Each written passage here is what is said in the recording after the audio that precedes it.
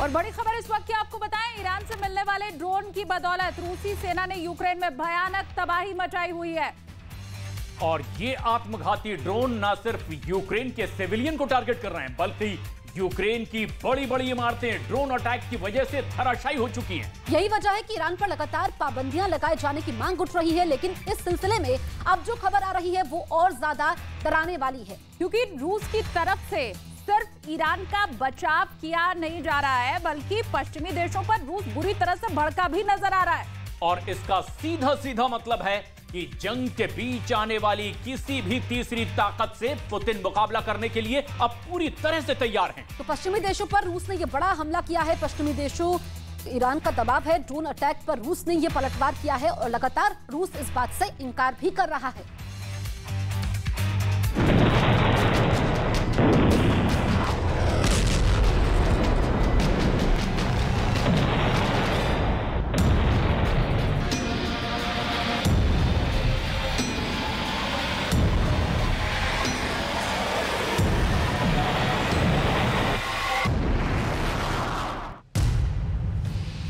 पश्चिमी देशों पर फिर भड़का रूस।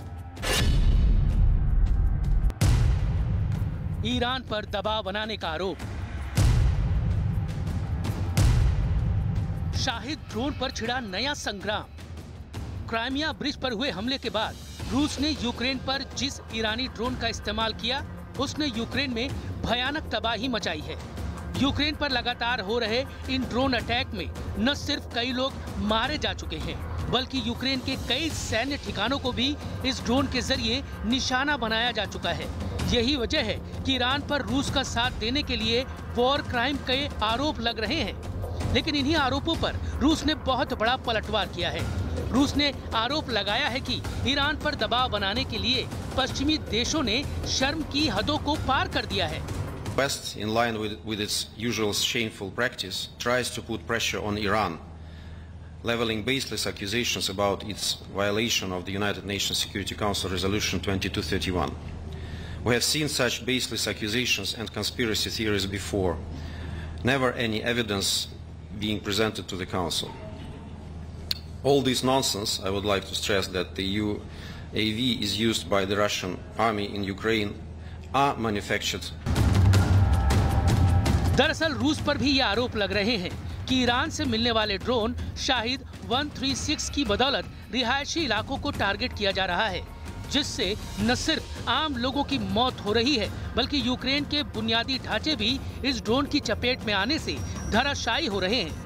Iran supplies them drones, supplies them kills of Ukrainians.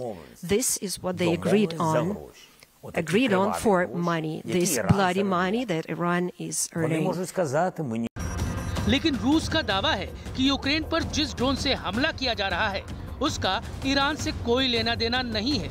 रूस का कहना है कि ये आत्मघाती ड्रोन रूस में ही बनाए गए हैं। Our drone industry, which produces the things that we need for this campaign, and all these allegations are entirely on the conscience of our Western colleagues. उधर यूक्रेन की तरफ से दावा किया जा रहा है कि ऐसे ही ड्रोन हमलों की वजह से यूक्रेन के 30% पावर प्लांट तबाह कर दिए गए हैं, जिससे यूक्रेन के कई शहरों की बिजली गुल हो गई है। 10 अक्टूबर से यूक्रेन के 30% बिजली स्टेशन नष्ट हो गए हैं, जिससे पूरे देश में बड़े पैमाने पर बिजली बंद हो गई है। नागरिक बुनियादी ढांचे पर हमलों का मतलब है कि पुतिन के शासन के साथ बातचीत के लिए कोई जगह नहीं बची है। यही वजह है कि रूस और ईरान दोनों ही कटघरे में है। लेकिन अब रूस न सिर्फ ईरान का इस मुद्दे पर बचाव कर रहा है, बल्कि पश्चिमी देशों पर यूनाइटेड नेशन को गुमराह करने का आरोप भी लगा रहा है। जिस शाहिद नाम के ड्रोन को लेकर के रूस और ईरान को घेरा जा रहा है, दरअसल उसे बेहद घातक हथियार बताया जाता है। इस ड्रोन को कामिकाज़े कहा जाता है, जिसका मतलब होता है आत्मघाती ड्रोन। यानी ये ड्रोन सिर्फ बम बरसाता नहीं है, बल्कि खुद भी एक तरह का बम ही है ये, जो कि दुश्मन के ठिकाने पर गिरकर उसे तबाह कर देता है, पूरी तरह से नेस्तनाबूद कर देता है। इसीलिए ईरान के शाहिद 136 ड्रोन को उड़ता बम भी कहा जाता है। बिल्कुल, दावा यह भी है कि इसकी मदद से 2000 किलोमीटर दूर बैठे दुश्मन को भी निशाना बनाया जा सकता है। और रिमोट से कंट्रोल किए जाने वाला ये ड्रोन विस्फोटक से पूरी तरह लैस होता है।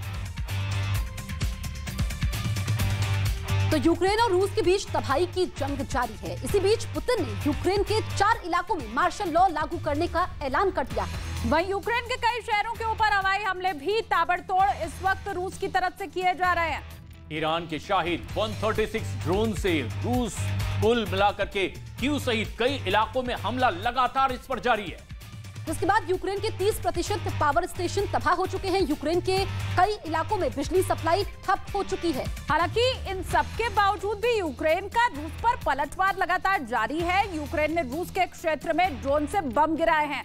और इन सब के बीच भारतीय दूतावास ने एक एडवाइजरी जारी कर दी है और इसमें यूक्रेन में रह रहे भारतीयों को जल्द से जल्द निकलने के लिए भी कह दिया गया है।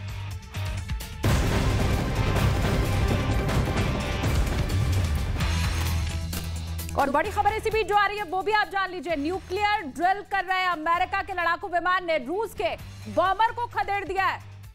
और खबर यह है कि रूस के Tu-95 को अमेरिकी एयरफोर्स ने हवा में ही रोक दिया है। रूस और नेटो के 14 देश न्यूक्लियर ड्रिल कर रहे हैं और खबर आई है कि इसी बीच रूस के बॉम्बर का सामना अमेरिका के लड़ाकू विमानों से हो गया। अमेरिका ने दावा यह किया है कि रूस के बॉम्बर उड़ते उड़ते अमेरिकी सीमा के नजदीक पहुंच गए थे और इसी वजह से उन्हें खदेड़ना पड़ा। रूस और नेटो इस समय न्यूक्लियर ड्रिल कर रहे हैं और इसके तहत अमेरिका के रैप्टर F-22 और F-16 विमानों ने ब्रिटेन के ऊपर नॉर्थ सी में उड़ान भरी थी और रूस के Tu-95 ने प्रशांत महासागर पर उड़ान भरी।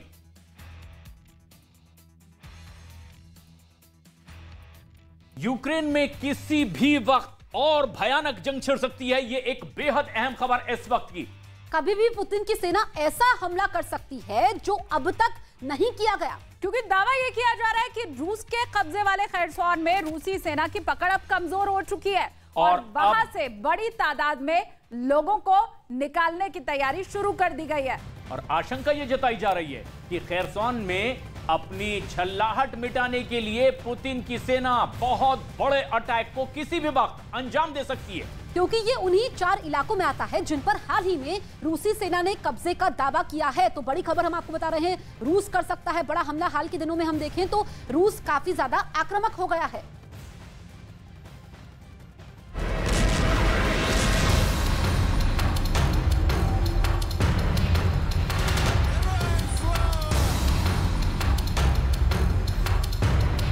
खेरसौन में भयंकर तबाही का अलार्म।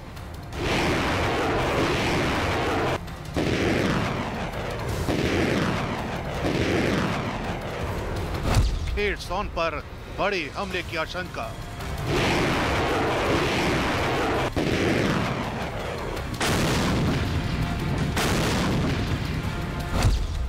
महायुद्ध की दहशत से सहमे लोग।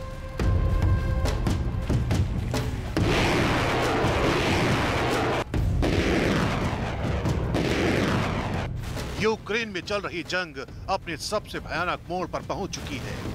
किसी भी वक्त युद्ध के मैदान से दुनिया को डराने वाली खबर सामने आ सकती है। ऐसा इसलिए क्योंकि रूस के कब्जे वाले खेरसौन में बड़े पैमाने पर रूसी लोगों ने निकलना शुरू कर दिया है। उन्हें डर सता रहा है कि कभी भी आर पार की जंग में लोगों को अपनी जान गंवानी पड़ सकती है। खेरसौन उन्हीं 4 इलाकों में आता है जिन पर जनमत संग्रह के बाद रूसी सेना ने कब्जे का दावा किया था। लेकिन अब खबर आ रही है कि खेरसौन पर रूस की पकड़ कमजोर हो चुकी है और आशंका जताई जा रही है कि यूक्रेन की सेना उसे दोबारा हासिल कर सकती है। खुद रूसी सेना के नए जनरल सर्गेई सुरोविकिन ने यह सच कबूल किया है। रूसी सेना खेरसौन शहर से आबादी की सुरक्षित निकासी तय करेगी। खेरसौन में नागरिकों और रूसी सैनिकों के लिए स्थिति फिलहाल बहुत कठिन है। दुश्मन रूसी सैन्य ठिकानों पर लगातार हमला कर रहा है।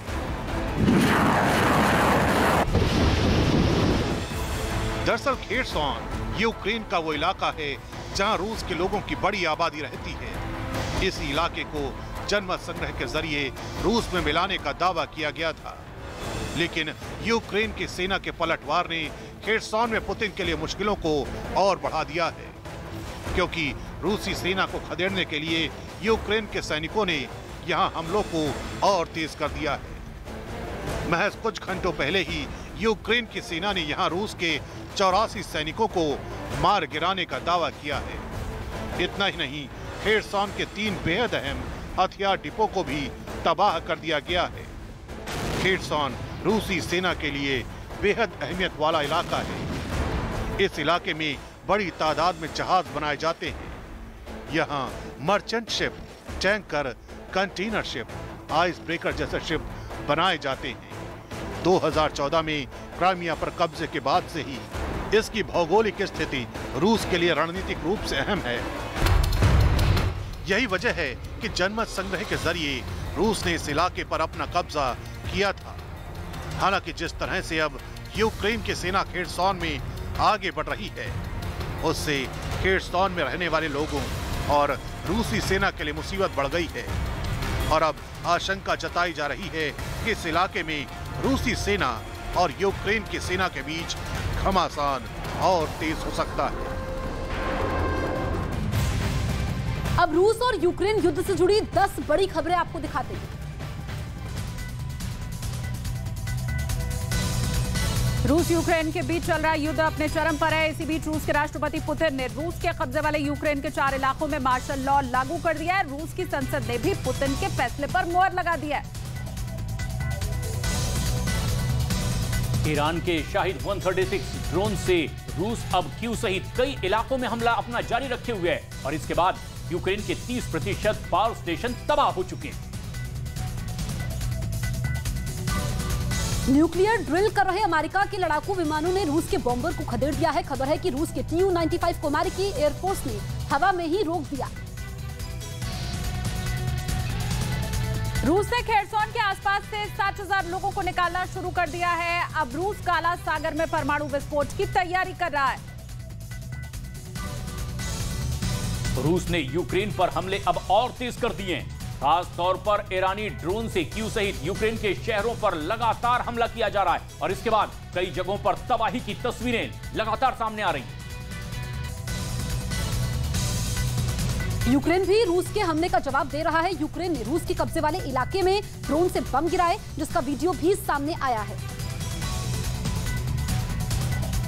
रूस का यूक्रेन के शहर पर हमला जारी है। यूक्रेन के डोनेस्क में भी रूस ने जमकर तबाही मचाई है, जिसके बाद कई मकान क्षतिग्रस्त हो गए। यूक्रेन के सैनिकों ने रूस के सैनिकों पर गोलियां बरसाई है। रूस का दावा है कि यूक्रेन के सैनिकों ने जंगल में छिपकर उनकी सेना पर हमला किया है। रूस ने इस हमले का वीडियो भी जारी किया। ज़ापोरिज़िया परमाणु प्लांट पर कब्जा जमाने की यूक्रेन की कोशिश फिर नाकाम। यूक्रेन में मौजूद यूरोप के सबसे बड़े न्यूक्लियर प्लांट पर रूसी सेना ने मार्च में ही कब्जा कर लिया था। यूक्रेन में रूस के हमले और तेज हो गए हैं, जिसके बाद भारतीय दूतावास ने एक एडवाइजरी जारी की है। यूक्रेन में मौजूद भारतीयों को जल्द से जल्द यूक्रेन छोड़ने को कहा गया है।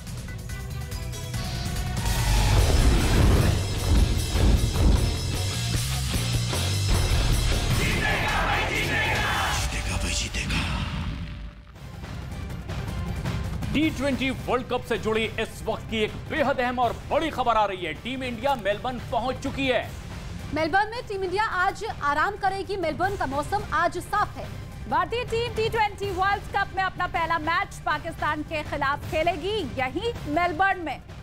23 अक्टूबर को ये मैच खेला जाएगा। ये मैच मेलबर्न में ही खेला जाने वाला है। लेकिन मैच के लिए बारिश की आशंका जताई जा रही है, तो टीम इंडिया पहुंच चुकी है। 23 तारीख को पहला मैच है।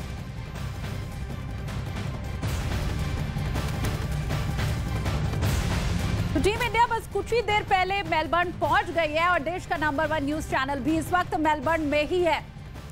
T20 वर्ल्ड कप की हर खबर और भारत पाकिस्तान मैच से जुड़ी हर अपडेट हम आपको दिखाएंगे। न्यूज 18 इंडिया के रिपोर्टर अमरिंद आनंद भी मेलबर्न स्टेडियम में वहां पर पहुंचकर उन्होंने जायजा लिया है और वहां मौजूद भारत पाकिस्तान के लोगों से मैच से जुड़ी बातचीत भी की है। तो न्यूज 18 इंडिया भी मेलबर्न में मौजूद है और हर अपडेट सबसे पहले हम आप तक पहुंचाएंगे। सबसे बड़ा सवाल इस वक्त देश में ये है 23 तारीख को क्या होगा। मुकाबला है हिंदुस्तान वर्सेस पाकिस्तान। सर क्या इंडिया जीतेगा। इंडिया जीतेगा। Pakistan Pakistan has to come up with one more win to have a hat trick. Pakistan जीतेगा। पाकिस्तान। सर इसमें कोई दो राय नहीं है कि पाकिस्तान की पेस बैटरी बहुत अच्छी है, बट इंडियन बैटिंग की अगर हम बात करें तो डेप्थ हमारे पास बहुत ज्यादा है, तो एडवांटेज किसके पास है? इंडिया के पास बैटिंग की 8 नंबर तक बैटिंग है। We have Surya Kumar, we have Surya Kumar, we have Virat Kohli and Rohit Sharma and KL Rahul to start. So we have a good sitting in the dugout also who can come and bat any time. मैं क्या सोचता हूँ कि अगर India run chase करेगा तो they are winning 110%। अगर कर सका चेस। मैं कह रहा हूँ पाजी पंजाबी में बताता हूँ, बाबर कल्ला ही काफी है।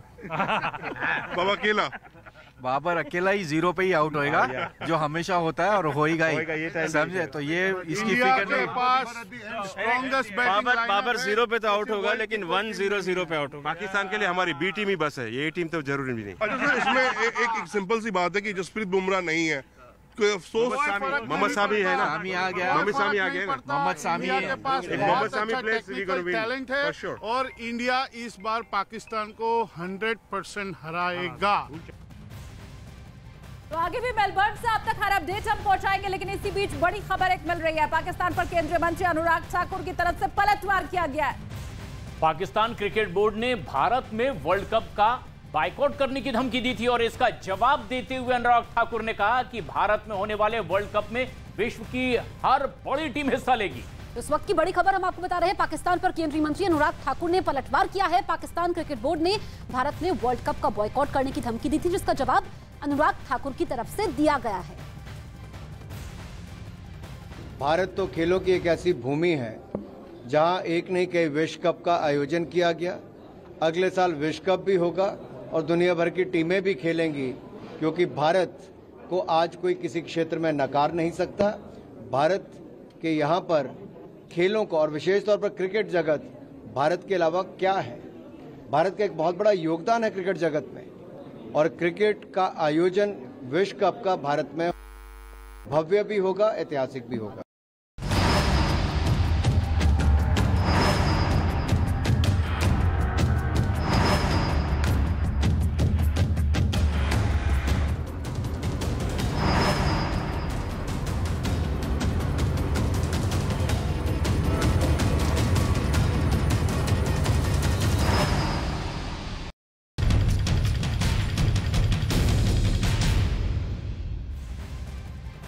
और मैदान से लेकर पहाड़ तक मौसम की दहाड़ लगातार देखने को मिल रही है।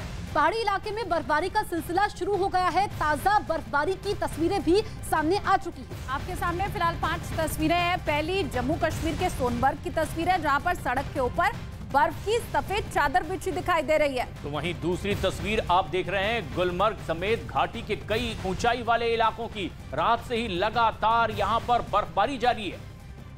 और ये तस्वीरें हम आपको दिखा रहे हैं। तीसरी तस्वीर उत्तराखंड के हेमकुंड साहिब की आप देख रहे हैं, जहां ऊंची चोटियों पर बर्फ की कई इंच मोटी परत जम गई है। चौथी तस्वीर जम्मू कश्मीर के पुंछ से है, जहां पर हर तरफ बर्फ की सफेद चादर आपको नजर आ रही है। और पांचवी तस्वीर आपके टीवी स्क्रीन पर उत्तराखंड के औली से है। यहाँ पहुंचे पर्यटक बर्फबारी का लुत्फ उठाते नजर आ रहे हैं। तो पहाड़ों पर हो रही बर्फबारी का असर मैदानी इलाकों में भी दिखाई दे रहा है। मैदानी इलाकों में भी तापमान में गिरावट देखने को मिल रही है।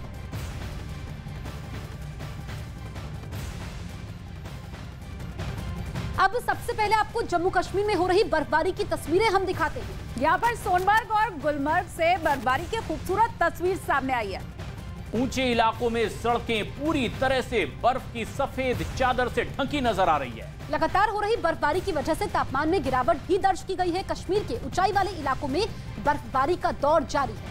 बर्फबारी ने पहाड़ों को सफेद चादर में ढांकना शुरू कर दिया है। उधर कश्मीर में मौजूद पर्यटक भी मौसम की खूबसूरती का मजा ले रहे हैं। कश्मीर में बर्फबारी की खबर मिलते ही सैकड़ों की तादाद में पर्यटक यहां मौसम का लुत्फ उठाने के लिए गुलमर्ग पहुंच चुके हैं। पर्यटक बर्फबारी में खेलते और सेल्फी लेते हुए नजर आ रहे हैं। जम्मू कश्मीर के माछिल में बर्फबारी के बाद हर तरफ बर्फ ही बर्फ नजर आ रही है।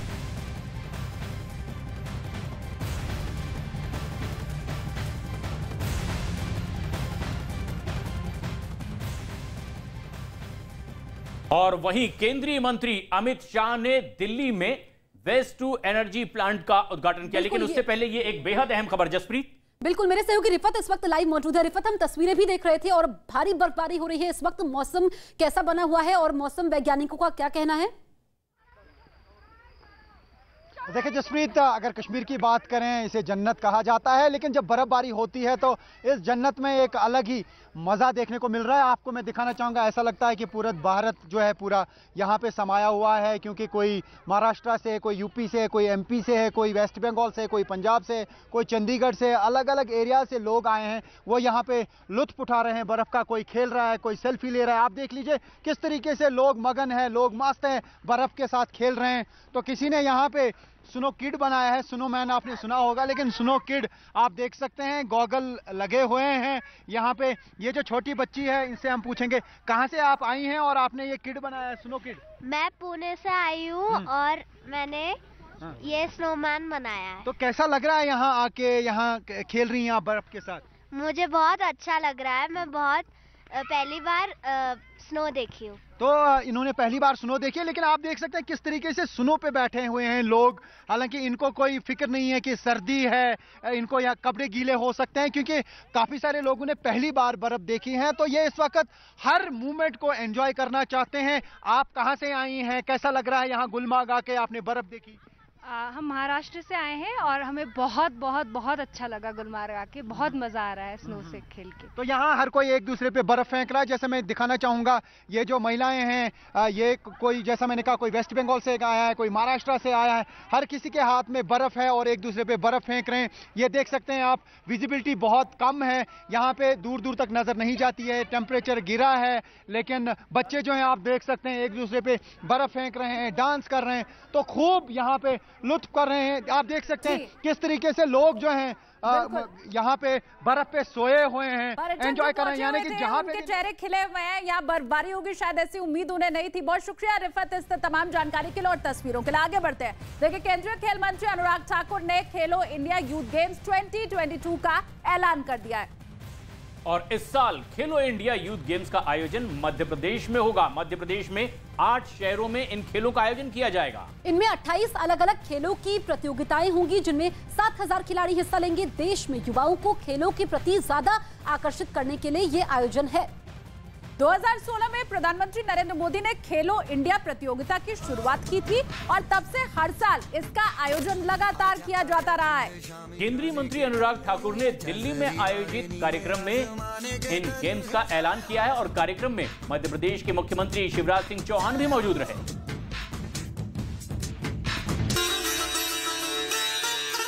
तो ये तस्वीरें इस वक्त हम आपको दिखा रहे हैं किस तरीके से यहाँ पर ये डांस की प्रैक्टिस की गई। केंद्रीय खेल मंत्री अनुराग ठाकुर ने खेलो इंडिया यूथ गेम्स 2022 का ऐलान किया। इस साल का खेलो इंडिया यूथ गेम्स का आयोजन मध्य प्रदेश में होगा। मलखंब पर भी इन तमाम एथलीट्स ने अपने कर्तव्य दिखाए। भारत के कई ऐसे खेल जिनकी जानकारी और जनता तक पहुंचाने का भी मकसद इस तरह के आयोजन के जरिए।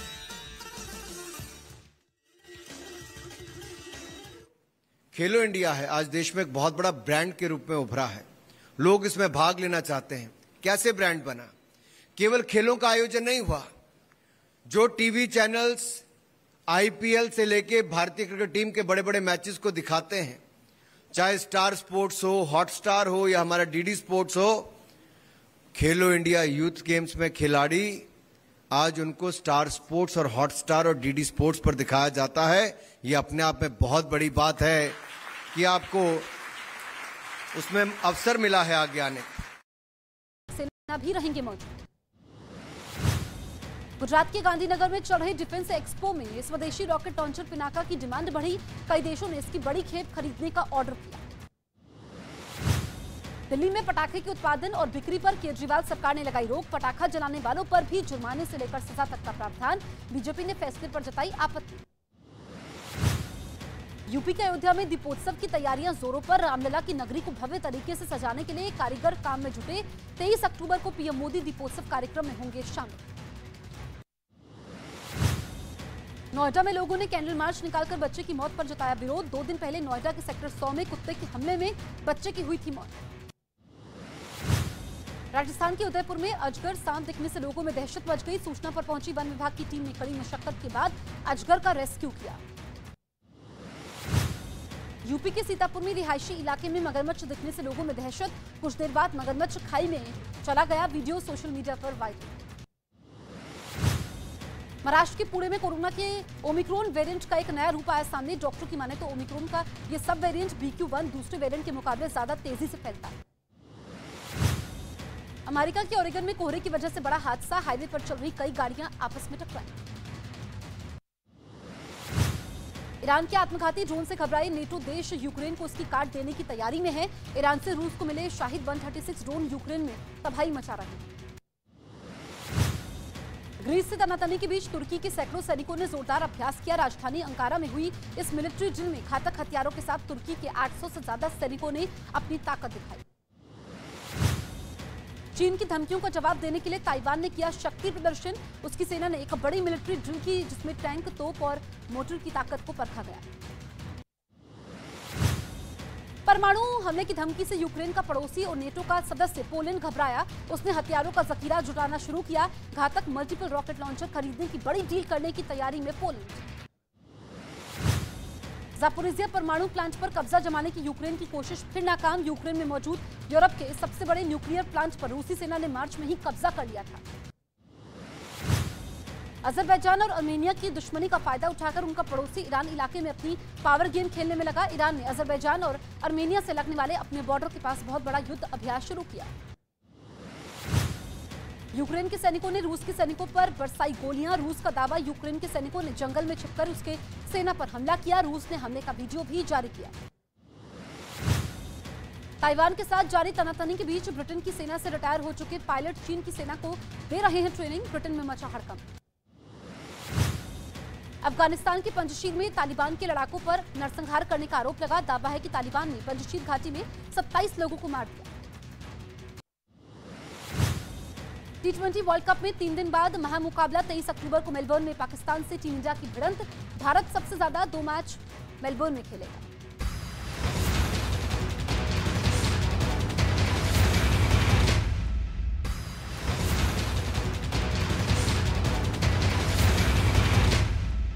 जम्मू कश्मीर के सोनमर्ग और गुलमर्ग से बर्फबारी। ऊंचे इलाकों में सड़कें पूरी तरीके से बर्फ की सफेद चादर में ढकी। बर्फबारी की वजह से तापमान में आई गिरावट।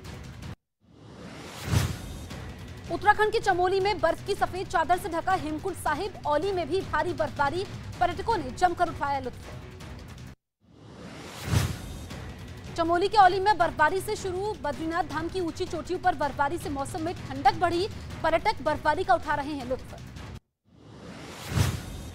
कर्नाटक के बेंगलुरु में बारिश से भरभराकर गिरी दीवार। सड़क किनारे खड़ी कई गाड़ियां मलबे में तब्दील हुई। गाड़ियों को पहुंचा काफी नुकसान। हादसे में कोई हताहत नहीं। कर्नाटक के बेंगलुरु में बारिश के बाद कई इलाकों में पानी भर गया। सड़कों पर पानी भर गया। लोगों को आने जाने में उठानी पड़ी भारी परेशानियां। यूपी के सिद्धार्थनगर में बाढ़ का कहर जारी। 500 से ज्यादा गांव पूरी तरह जलमग्न। लोग परेशान, प्रशासन से लगा रहे हैं मदद की गुहार। यूपी के सिद्धार्थनगर में पानी निकालने के लिए बांध कटवाने पहुंचे एसडीएम को ग्रामीणों ने घेरा। काफी देर तक होती रही बहस। हालात को बिगड़ते देख एसडीएम वापस लौटे। यूपी के मिर्जापुर में एक तेज रफ्तार कार ने सड़क किनारे खड़ी कार में मारी टक्कर। पुलिस कार को कब्जे में लेकर कार मालिक की कर रही है तलाश। यूपी के झांसी में छात्रों के 2 गुट मामूली बात पर भिड़े। मारपीट की वीडियो सोशल मीडिया पर वायरल। बिहार के कटिहार में चलती हुई ट्रेन में टीटी और जीआरपी के जवान आपस में भिड़े। दोनों में जमकर हुई धक्का मुक्की। लड़ाई का वीडियो आया सामने। पंजाब के अमृतसर में एक पुलिसकर्मी की एक्सीडेंटल फायरिंग से एक युवक हुआ घायल। हादसे के बाद अधिकारी को किया गया सस्पेंड। घटना सीसीटीवी में रिकॉर्ड। मुंबई के बोरीवली से पुलिस ने फिल्मी अंदाज में लुटेरों के एक गिरोह को धर दबोचा। आरोपी भीड़ का फायदा उठाकर वारदात को अंजाम देते थे। यूपी के गाजियाबाद में निर्भया जैसी दरिंदगी। आरोपियों ने बर्थडे पार्टी से लौट रही महिला के साथ गाड़ी में किया गैंगरेप। पुलिस ने 4 आरोपियों को गिरफ्तार किया। राजस्थान के अलवर में एक दंपति ने परिवार वालों पर धर्म परिवर्तन करवाने का लगाया आरोप। घर में रखी देवी देवताओं की मूर्ति तोड़कर ईसाई धर्म अपनाने के लिए कर रहे थे मजबूर। मध्य प्रदेश के जबलपुर में पार्किंग विवाद पर दंपति को कुचलने की कोशिश। एक आदमी गाड़ी चढ़ाता दिखा। घटना सीसीटीवी में रिकॉर्ड। महाराष्ट्र के पुणे में एक अस्पताल पर शव बदलने का आरोप, परिवार वालों ने अस्पताल में जमकर की तोड़फोड़, पुलिस ने मौके पर पहुंचकर मामले को शांत करवाया। मध्य प्रदेश के नर्मदापुरम में एक तेज रफ्तार कार मोटरसाइकिल सवार को टक्कर मारकर फरार, घटना सीसीटीवी कैमरे में हुई रिकॉर्ड, पुलिस कार चालक की तलाश में जुटी।